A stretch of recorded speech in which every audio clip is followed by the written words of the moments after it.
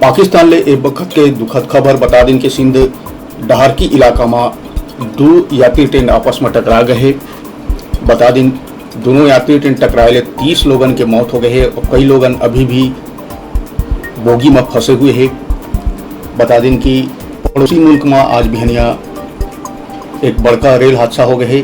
सिंध के डहारकी इलाका में दो ट्रेन आपस में टकरा गए है।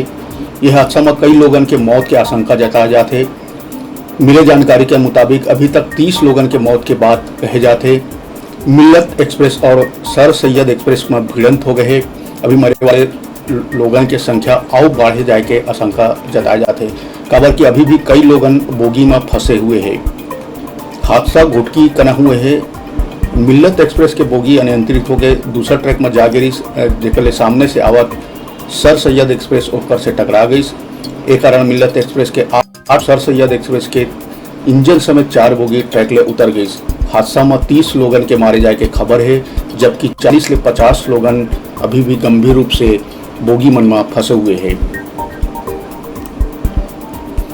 बता दें कि मिल्लत एक्सप्रेस कराची ले सरगोधा और सर सैयद एक्सप्रेस रावलपिंडी कराची यात्री से हादसा तड़के 3:45 के बताए जाते।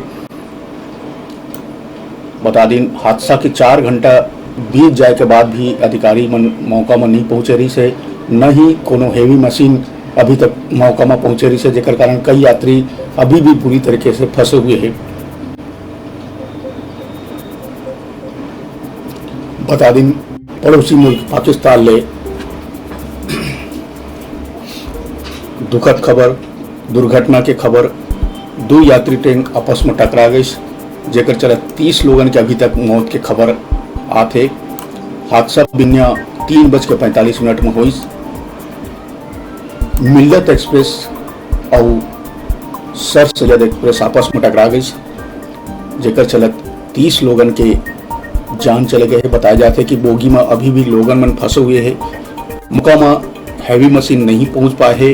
हैवी मशीन पहुंचे के बाद ही जो बोगी मन में फंसे यात्री ही तला निकाले जा सकी।